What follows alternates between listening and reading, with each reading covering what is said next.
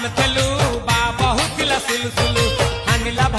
बुझुतेला छाती हउतिला दुलु दुलु आमे जेते बेले तमकु कहिला पाउच बोली भलो मोली पाउच बोली भलो ये कोन कला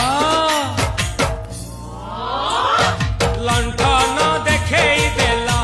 दिनो रे बाबा लंठन देखेई देला तम थेला हम थेलु बा बहुतिला सुलुसुलु हानिला भ